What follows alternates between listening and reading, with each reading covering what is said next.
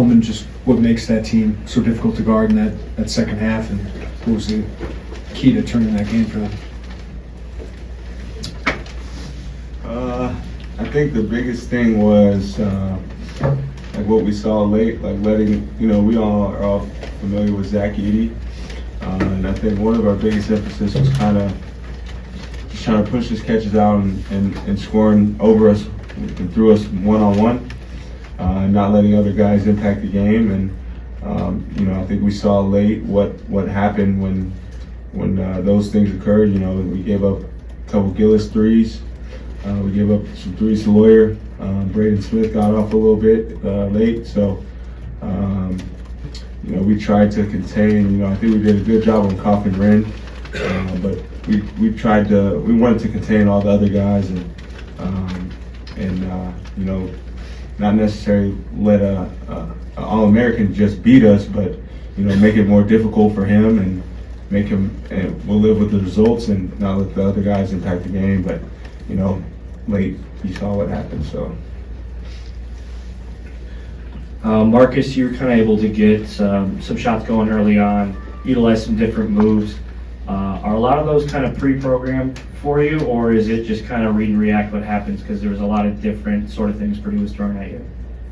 Yeah, I think through film we kind of identify what we think they're going to do, but obviously they did some different stuff. So, when you're out there, it's just kind of playing, and I just try to take what the game gives me. I don't try to force anything. I just try to take what the defense gives me and just play off of that. Coleman, they held you guys to 31 points in the second half. What did they do defensively that made it tougher to score after halftime? I think they just started to switch. They did a late switch with Zach Edey. Whenever that guard got clipped, and we were setting a high ball screen for me to pick and pop. Whenever he got clipped, he would just switch on to me and the pop. And it was a lot of. I felt like we played a lot of one-on-one, and we didn't really touch the paint and spray out. I thought we did a good job in the first half of doing that, but I think we got a little, just moving the ball around the three-point line, not really touching the paint, not really spraying it. But I thought we still could have got whatever shot we wanted. We just didn't have some shots fall. So. Coleman, I know yesterday you mentioned your knee, and I see you maybe messing with it now. Like, what's the status of that? Like, is it kind of coming back, some of that pain, or where's that at? Obviously playing basketball, I'm gonna run and I'm gonna jump and I'm gonna do the same movements every day. So it's kind of hard to get to where I want to be, but I've just been maintaining it and getting through it. Didn't really bother me today until late when I ran after the ball. And I ran after the ball and kind of tweaked it when I was ran after the ball, and Fletcher Lawyer got it. But no, I should be fine. And we got a day off tomorrow, so get some treatment and take care of it, and I'll be fine the rest of the way. So. Marcus, what happened in the second half to kind of allow Lawyer and Smith to kind of get going, especially that 7-point run for Lawyer? Was there a switch defensively for you guys, or did he just find open spots? Yeah, I think we had a couple of miscommunications on defense. We were kind of using some different coverages, and we had a couple of miscommunications that allowed Lawyer to get open. But I think a lot of it came off of offensive rebounding. We got to do a better job of boxing out and rebounding, because, once you get rebounds, you're not matched up, and that's kind of where teams get the most threes, and I think that's kind of what happened. This is for both of you, if you could. You guys have played some of the toughest teams in the country, Marquette, Tennessee, now Purdue twice. What do you guys take away from those games? What do you guys learn from those games? Marquette, we're a whole different team. If I'm healthy, I think we win that game at 10 or more. Tennessee, I think we still could have won that game. They're a really good team. I think Tennessee is one of the best teams we've played all year, and I still think we could have pulled away. I think it got a little bit slow in that game. A lot of fouls got called in that second half that just really slowed us, our momentum down. And then Purdue is just really good because they're unique. They got Zach Edey, they got a bunch of shooters surrounding him.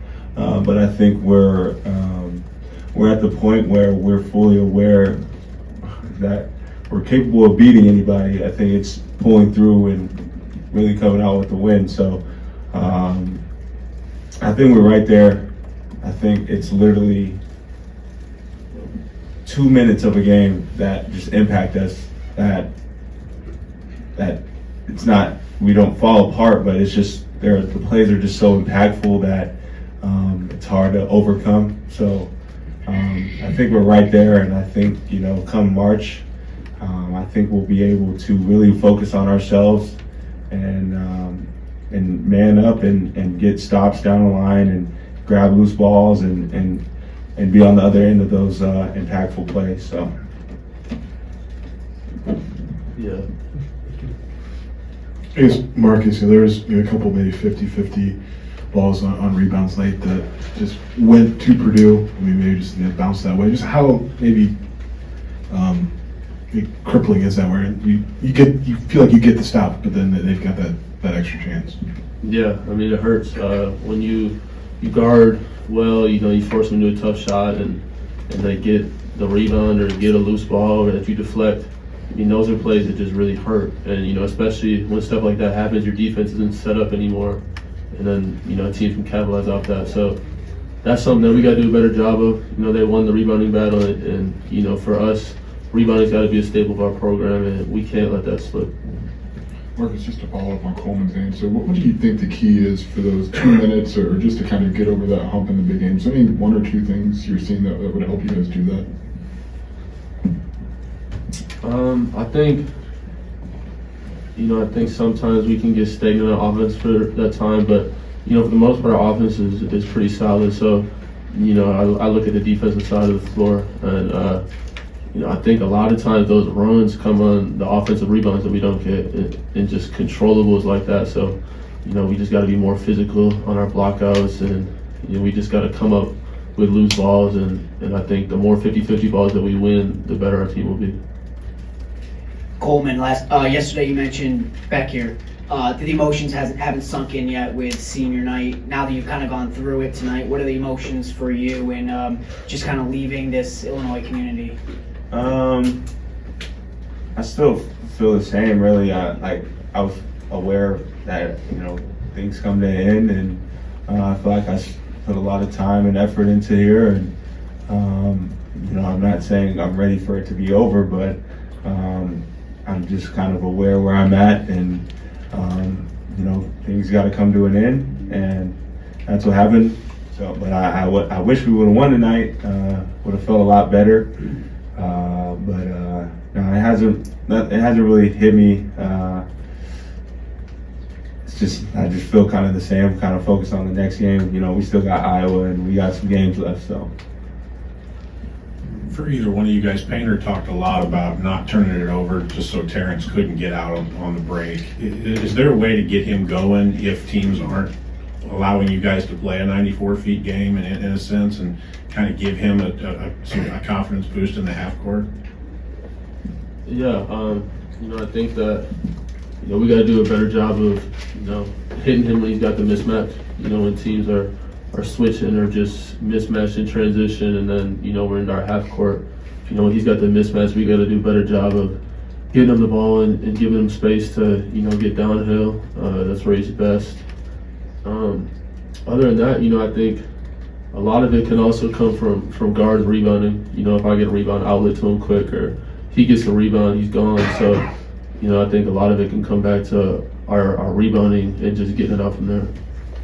Coleman, just to follow up on something you said earlier about like really locking down the non-ED guys on Purdue. How much like margin for error is there defensively when you know you have to really lock in on those four other guys? I think if you're playing Purdue at home, you can't make a mistake. On the road, I think we got away with some mistakes. Here at home, we got away with some mistakes in the first half, but that second half kind of killed us because they eased into the game, and they got used to the atmosphere and saw some shots go in. So you got to be dialed in for sure, because you know they got guys that can make you pay. You overhelp. They got 3-point shooters. you're not rebounding. They got guys that crash every time, and they're just really assignment sound, and they all know their role and they do what they do. So you can't really make mistakes with them. They all are pretty assignment sound. All right. That was it. Thank you guys.